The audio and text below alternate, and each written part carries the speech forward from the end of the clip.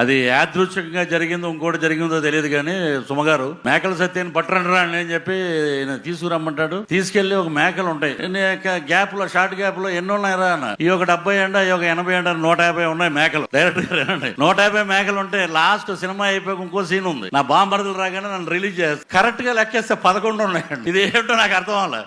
అలాగా మాకు అన్నీ అలాగా సినిమాలో బ్రహ్మాండమైన ఇన్సిడెంట్లు పెట్టారు. నేను ఇప్పుడే చెప్తున్నా కదా సార్, మేము చిరంజీవి గారిని రిసీవ్ చేసుకోవడానికి వెళ్ళాం. మేము కూడా ఇంటికి వెళ్ళిన తర్వాత చూసాము. మీరు నేను చెప్పింది అబద్ధం అయితే పోయి ఈవెంట్ వీడియో చూసుకోండి. అతను మాట్లాడినప్పుడు మా మీద కెమెరా లేదు, ఎందుకంటే మేము లేము అక్కడ. నేను సావు గారు రిసీవ్ చేసుకోవడానికి వెళ్ళాం. మీకు తెలుసు ఎంత గోలగోలగా ఉంటుందో ఈవెంట్ అయిపోయింది, ఇంటికి వెళ్ళిపోయాము. ఇంటికి వెళ్ళిపోయిన తర్వాత చూసి షాక్. ఇది ఆయన ఎప్పుడు మాట్లాడండి, ఇది అసలు ఇవన్నీ ఎప్పుడు జరిగినాయి అని మేము షాకు. ఎందుకంటే ఈవెంట్ అయిపోయిన తర్వాత మేము కూర్చొని డిన్నర్ చేస్తున్నాము, అంత అయిపోయింది. ఇంటికి వెళ్ళిపోయిన తర్వాత సడన్గా ఈ హ్యాష్ ట్యాగ్ చూసి ఇప్పుడు పెట్టింది. సార్ కొంచెం అట్లా అరవకండి సార్, నా మీద కొంచెం మెల్లగా మాట్లాడండి, అరవకండి. ఇప్పుడు ఆల్రెడీ బాధ చెప్పుకుంటూ ఉంటే సరే సార్, మీకు మీ అందరికీ చూస్తున్న జనాలకి క్లారిటీ ఇవ్వడానికే వచ్చినాం ఇక్కడికి. సో అదే సార్, చాలా కష్టపడి తీసినాం సినిమా. ఇప్పుడు అది ఎంతవరకు న్యాయం? మాకు బాయ్కాట్ లైలా అని 25,000 ట్వీట్లు వేసి పొద్దున పూట హెచ్డి ప్రింట్ పెడతాం సినిమాది అని, వాడి ఖాతాలో వీడు బలి అని.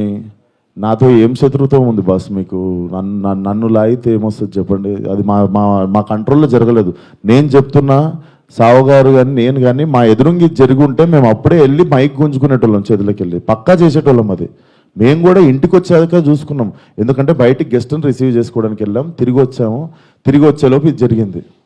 ఇప్పుడు నా సినిమా రిలీజ్ కావాలి కదా సార్ 2 రోజుల్లో. సార్ నాకు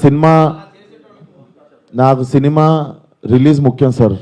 నేను ఒక మనిషితో ఎవరితోనో కొట్లాడి ఇప్పుడు దీన్ని ఇంకా లాగదలుచుకోవట్లేను. మీరు అడుగుతున్నారు ఆ వ్యక్తితో ఏమైనా మాట్లాడిస్తే, నేను అసలు ఫోన్ కాదు ఎవరితో ఏం మాట్లాడదలుచుకోవట్లేను. నా సినిమా రిలీజ్ అయ్యే వరకు కొంచెం సపోర్ట్ చేయండి అని అడగడానికి వచ్చిన ఈరోజు. ఇఫ్ పాసిబుల్ సపోర్ట్ చేయండి. చెప్తున్నా సార్, ఇక్కడ ఓపెన్గా నాకు పెడుతురు కదా, ఓపెన్గా నాకు డైరెక్ట్ థ్రెట్ ఇస్తురు కదా. నేను అందరికీ చెప్పేది ఒకటే సార్, మా కంట్రోల్లో లేకుండా ఒక మనిషి చేసిన తప్పుకి మా సినిమాని బలి చేయకండి. ఇది కైండ్ రిక్వెస్ట్ అంతే మేము అడిగేది. చేసేవాళ్ళం అసలు మాకు తెలిస్తే, అక్కడ మేము లేము.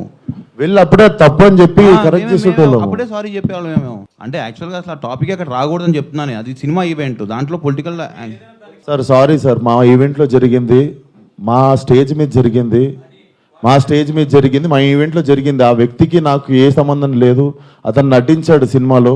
కానీ నా ఈవెంట్లో జరిగింది కదా, నేను సారీ చెప్తేనే మీరు కూల్ డౌన్ అవుతారు అనుకుంటే sorry sir, extremely sorry.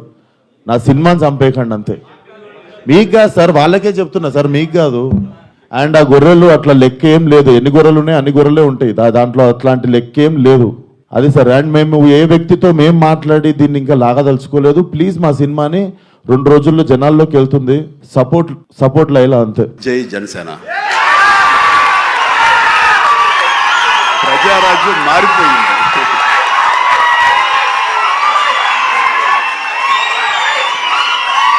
Prajarajyam రూపాంతరం చెందింది జనసేనగా.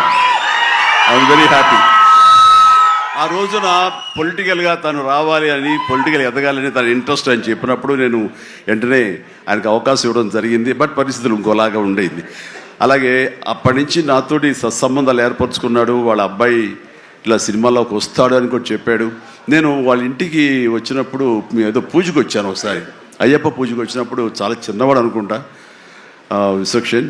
బట్ మరి ఎట్లా తనలో ట్రిగ్గర్ అయిందో, మరి అంత దూరంలో ఉన్న హాలీవుడ్లో ఉండి హైదరాబాద్లో సినిమాల్ని ఎలాగ ఆకర్షితులయ్యో తెలియదు. ఇంత నువ్వేనా అన్నమాట. దిల్షుక్ నగర్ అమెరికా దగ్గర అనిపిస్తుంది దిల్షుక్ నగర్ అంతవరకు. సో ఖచ్చితంగా తనకి కావాల్సిన విధంగా తనకున్న హిడెన్ టాలెంట్స్, అటు రైటింగ్ కానివ్వండి, అటు డైరెక్షన్ టాలెంట్స్ కానివ్వండి, యాక్టింగ్ కెపాసిటీస్ కానివ్వండి, ఇన్ని ఉన్న వ్యక్తి ఇంటి పట్టును కూర్చోలేరు. ఖచ్చితంగా పరిశ్రమ రావాలి, ఇక్కడ అభివృద్ధి చెందాలి, ఇక్కడ తన సత్తా చాటుకోవాలి, తన జెండా పాతాలి. అది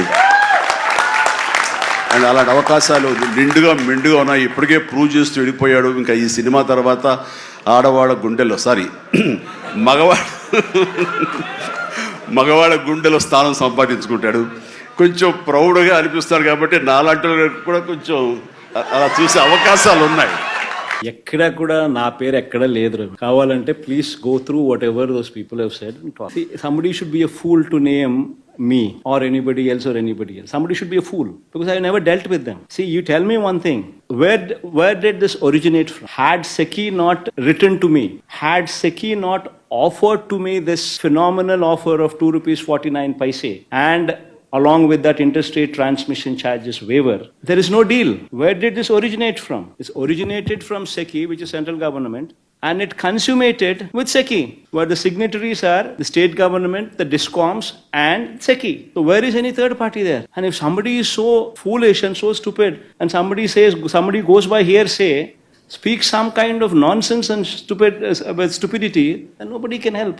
See, nowhere it mentions that incentives were offered to me. Because there is no way anybody can offer any incentives to me, first of all. Number one, businessmen meeting heads of the states is not something which is unusual. It is in fact an ordinary practice. Why do we organize industrial summits?